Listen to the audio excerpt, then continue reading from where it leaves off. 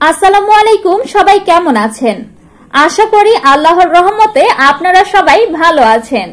আজকে আমি আপনাদেরকে জানিয়ে দিব আজকের কুয়েতের কয়েকটি গুরুত্বপূর্ণ ঘটনা। কুয়েতের মধ্যে পৌঁছালো বাংলাদেশ থেকে 50 জন নার্স এবং কুয়েতের আরো কিছু ঘটনা সহ আজকের কুয়েতের বিস্তারিত খবর। আশা করি পুরোপুরি ভিডিওটি না টেনে দেখলে বিস্তারিত সম্পর্কে জানতে পারবেন। শুরুতেই জানিয়ে দিব আজকে কুয়েতের স্বাস্থ্য মন্ত্রণালয়ের অধীনে কুয়েতের বিভিন্ন সরকারি হাসপাতালে দায়িত্ব পালনের জন্য বাংলাদেশি নার্সদের প্রথম ব্যাচের 50 জন নার্স কুয়েতের মধ্যে আগমন করেছেন।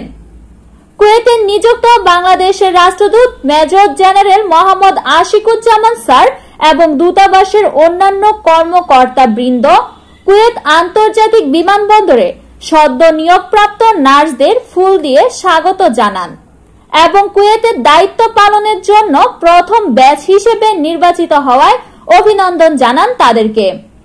এ সময় সংশ্লিষ্ট কোম্পানির কর্মকর্তা বৃন্দ ও উপস্থিত ছিলেন। সূত্র বাংলাদেশ দূতাবাস পেজ।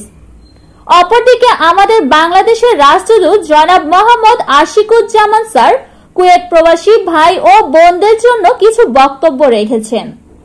চলুন আমরা জনাব আশিকুজ্জামান স্যারের কাছ থেকে বক্তব্যগুলো শুনে আসি। বিসমিল্লাহির রহমানির রহিম। প্রিয় কুয়েত প্রবাসী, আসসালামু আলাইকুম। অনেকদিন পর আপনাদের সামনে আসলাম আমার কিছু কথা বলার জন্য। আশা করি এই কথাগুলো আপনাদের অনেক কাজে লাগবে। আমি প্রথমেই, আপনারা নিশ্চয় জানেন, আমাদের যে একটা সাংস্কৃতিক ঐতিহ্য আছে, এই ঐতিহ্যের জন্য আমরা আব্বাসিয়া টুরিস্ট পার্কে পয়লা বৈশাখের বৈশাখী মেলা করেছি, যেখানে অনেক বিদেশি বন্ধু রাষ্ট্রদূতরা এসেছিলেন, মান্যবর রাষ্ট্রদূতরা এসেছিলেন, তাদের ফ্যামিলি এসেছিল। এটা একটা সুন্দর একটা অনুষ্ঠান হয়েছে, যেখানে আমরা আমাদের দেশের কালচারকে, দেশের সংস্কৃতিকে বিদেশের মাটিতে তুলে ধরতে পেরেছি। এই জন্য আমি প্রথমেই এই বৈশাখী মেলার সাথে জড়িত আওয়ামী ঘরানার যত রাজনৈতিক দল আছে, সমমনা যত সাংস্কৃতিক দল আছে বা সামাজিক দল আছে, তাদের সকলকে আমি আমার ব্যক্তিগত পক্ষ থেকে এবং দূতাবাসের পক্ষ থেকে সকলকে অত্যন্ত ধন্যবাদ জানাচ্ছি। Good job done, heartiest congratulations. দ্বিতীয় পয়েন্ট হচ্ছে, আপনারা জানেন যে কুয়েতে বেসিক্যালি অবৈধভাবে, বা কুয়েত বলে না, যে কোনো দেশে অবৈধভাবে থাকার কোনো সুযোগ নাই।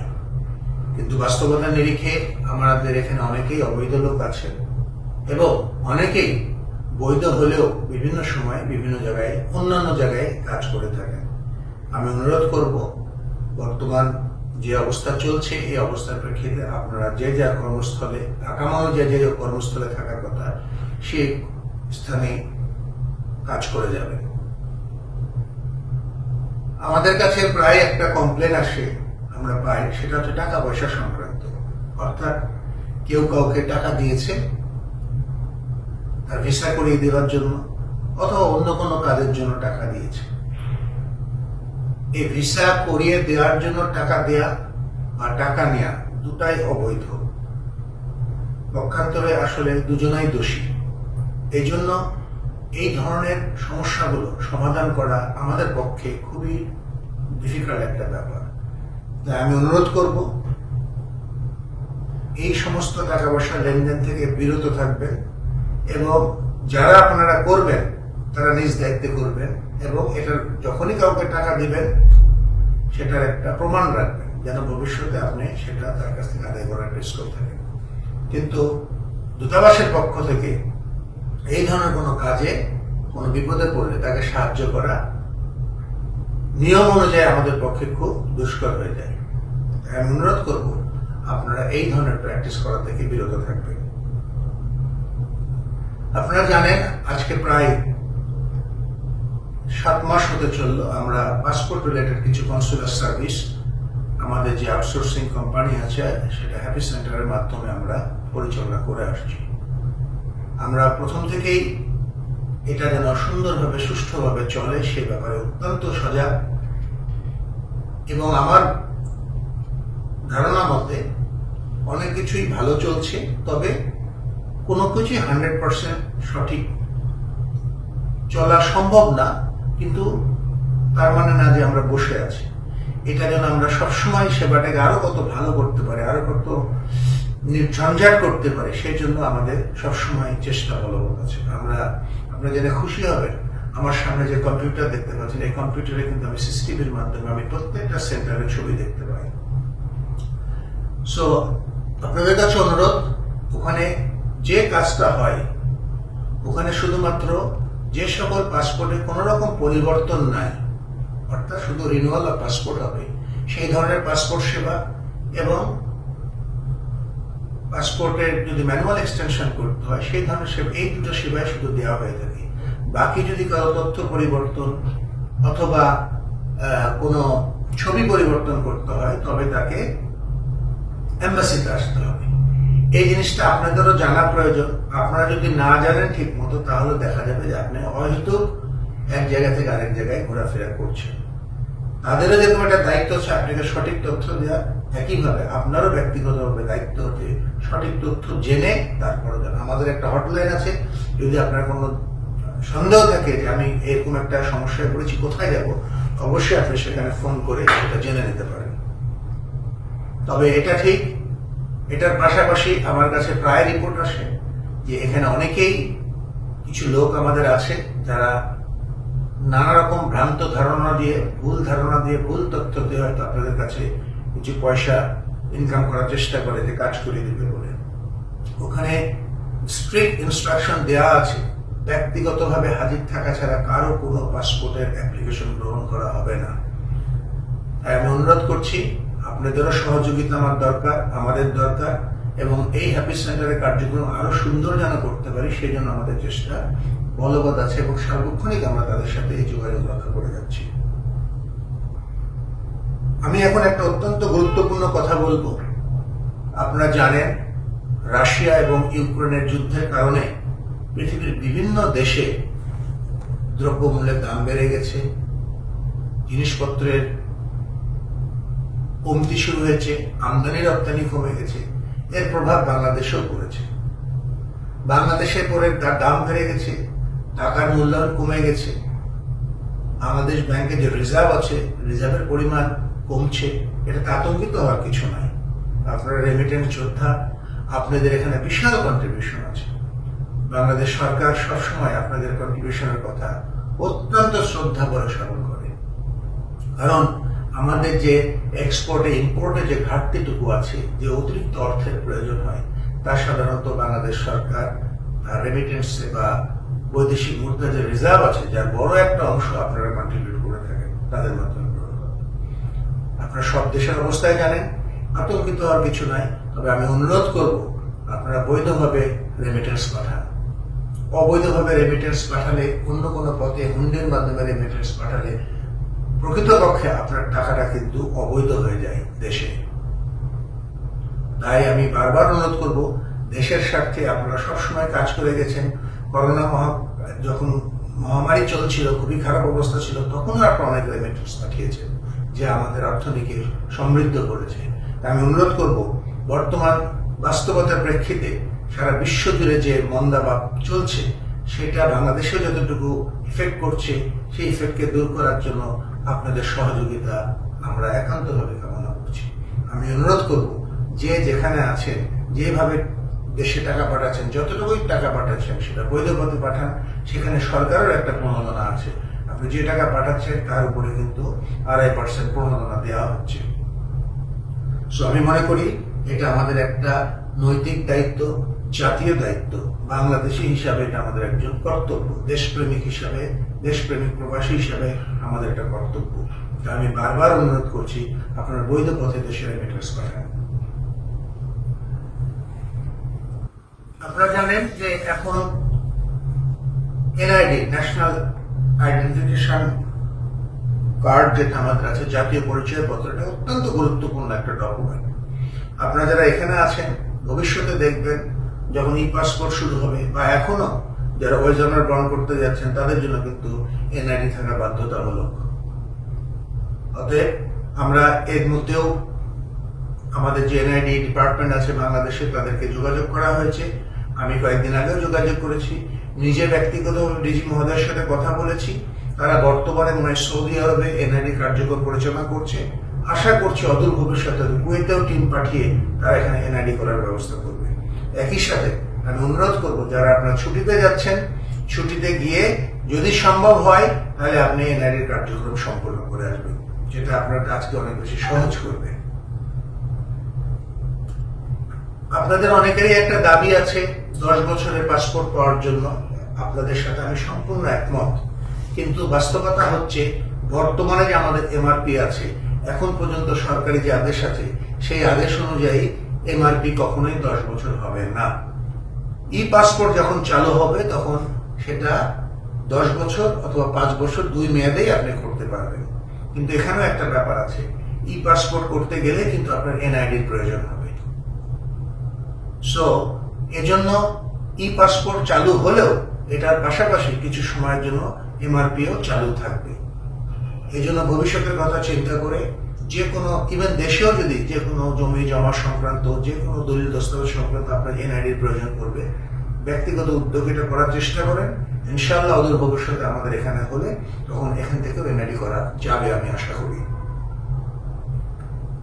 ই পাসপোর্ট আমি বললাম এখনো এটা করোনার জন্য কিছুটা পিছিয়ে গেছে, হয়তো এই বছরের শেষের দিকে ই পাসপোর্ট চালু হওয়ার একটা সম্ভাবনা আছে। যদি হয় সময় মতো আপনাদেরকে জানানো হবে।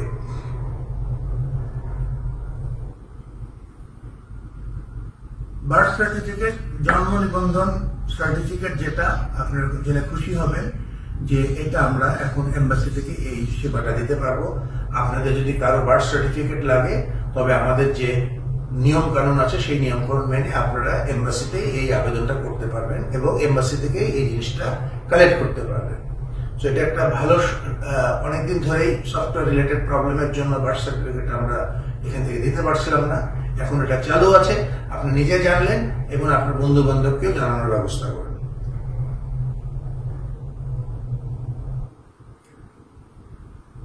নেক্সট হচ্ছে যে আমি খুব ভালো করে জানি যে আমাদের যারা এখানে কর্মী আছেন বিভিন্ন কোম্পানিতে, তারা নানাবিধ হয়রানির শিকার হন। পাসপোর্ট পাওয়া যাচ্ছে না, ট্রান্সফার হচ্ছে না, বেতন ঠিক মতো পাওয়া যাচ্ছে না, মালিক পাসপোর্ট দিচ্ছে না। এই ধরনের সাপোর্ট দেওয়াগুলো আমাদের এখানে, নিশ্চয়ই আপনারা জানেন যে আমাদের এখানে 2টা ল ফার্ম আছে যাদের মাধ্যমে আমরা এই বিভিন্ন, কেউ মারা গেলে তার যে কম্পেনসেশন অথবা তার যে অ্যাক্সিডেন্টে মারা গেলে যে কম্পেনসেশন পাওয়ার কথা, এগুলো জন্য আমরা একটা যে আইনগত দিক আছে সেটার জন্য আমরা 2টো কোম্পানির সাথে কাজ করে থাকি যারা এই ধরনের আইনগত সহায়তা দিয়ে থাকে। তবে আমরা অদূর ভবিষ্যতে হয়তো আশা করছি আগস্ট মাসের দিকেই হয়তো আমরা আরো 2টা ল কোম্পানির সাথে যোগাযোগ করেছি। তারা যে সাপোর্টটা দিবে সেটা হচ্ছে এই যে পাসপোর্ট তুলে দেওয়া বা এই তারপরে মনে করেন আপনার ট্রান্সফার রিলেটেড যে সমস্ত লিগাল সাপোর্ট দরকার, অথবা আপনি হয়তো আপনার যে সার্ভিস বেনিফিট পাওয়ার কথা, এই যে পাওয়ার কথাগুলো, এগুলো হয়তো অনেক সময় দেখা যায় যে আমরা চিঠিপত্র দিলেও সংশ্লিষ্ট কোম্পানিগুলো এটা ঠিক মতো হয়তো তা কাজ করে না। তখন আমরা আপনাদেরকে অ্যাডভাইস করি ঠিক আছে আপনি একটা লিগাল সাপোর্ট নেন। এটাকে আরো সহজতর করার জন্য আমরা এমবাসিতে এই ব্যবস্থাটা করব। কথাবার্তা চলছে, যদি সম্ভব হয় সেখানে সপ্তাহে 1 দিন বা 2 দিন তারা এখানে আসবে এবং আপনারা সেভাবে জানানো হলে সেই ডেট সময় অনুযায়ী এমবাসিতে আসবেন। আপনার যে এই ধরনের প্রবলেমগুলো আছে তাদেরকে বললে তারা আপনাদেরকে আইনগত পরামর্শ দিবে এবং এই কাজগুলো করে দেওয়ার জন্য তারা আপনাদেরকে সহায়তা করবে। আমি যে লাস্ট কথাটি বলতে চাই সেটা হচ্ছে, আপনারা নিশ্চয়ই কয়েকদিন আগে ফেসবুকে দেখেছেন যে আমি বাংলাদেশ থেকে যে নার্সগুলো আসবে, আসার কথা, তাদের ব্যারাক পরিদর্শনে গেছি। আলহামদুলিল্লাহ, আল্লাহর অশেষ রহমতে আজকে সকালে 2টা ফ্লাইটে 25 করে 50 জন এসেছে। তারা 2টা কোম্পানির জন্য চুক্তিবদ্ধ হয়েছে, একটা হচ্ছে সিটি গ্রুপ আর একটা হচ্ছে advance technology group, ATC company. এই 2টাতে এখন পর্যন্ত আমরা প্রায় 300 মতো ভিসা পেয়েছি, যেটা দেশে আছে, প্রসেস চলছে। তারই ধারাবাহিকতায় আজকে 50 জন এসে উপস্থিত হয়েছে। এর মধ্যে ছেলে এবং মেয়ে 2 নার্সই আছে। আমরা আশা করছি যে এই নার্সের সংখ্যা, তাদের ডিমান্ড আরো বেশি। এই বিভিন্ন পর্যায়ে প্রসেস ফলো করে আমরা হয়তো অদূর ভবিষ্যতে আরো বেশি নার্স নিয়ে আসতে পারবো। এটা মনে করি আমাদের জন্য এটা অত্যন্ত একটা গুরুত্বপূর্ণ সংবাদ। এই আমার জানা মতে কুয়েতে প্রথমবারের মতো এই ধরনের নার্স নিয়োগ হলো। এবং আমার ভুল হতে পারে, হয়তো গালফ যে কান্ট্রিগুলো আছে, উপসাগরীয় যে দেশগুলো আছে, এই দেশগুলোতে হয়তো এটাই একটা প্রথম পদক্ষেপ যে এইভাবে নার্স আসতে পারলো। আমি এই জন্য সংশ্লিষ্ট সকলকে ধন্যবাদ জানাচ্ছি, যারা এটার সাথে কাজ করেছে। আমাদের এম্বাসিতে যারা কাজ করেছে তাদেরকে ধন্যবাদ জানাচ্ছি। আমাদের দেশের, আমাদের মন্ত্রণালয়, আমাদের বয়েসে যারা কাজ করেছে তাদের ধন্যবাদ জানাচ্ছি।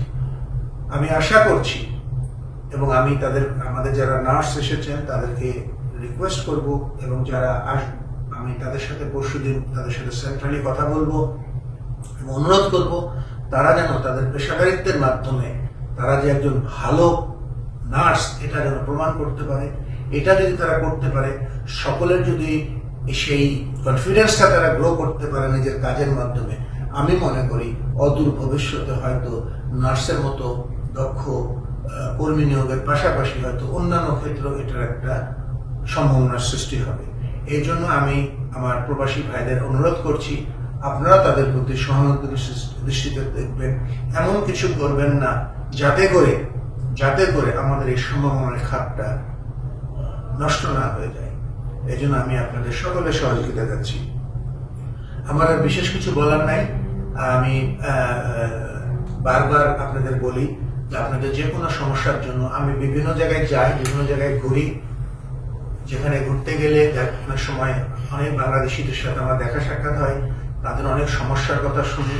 অনেককে বলি আপনারা এম্বাসিতে আসেন, অনেকে আসে না, ভয় পান, হয়তো কোম্পানির লোক আপনাদের উপরে অন্যান্য অত্যাচার করতে পারে।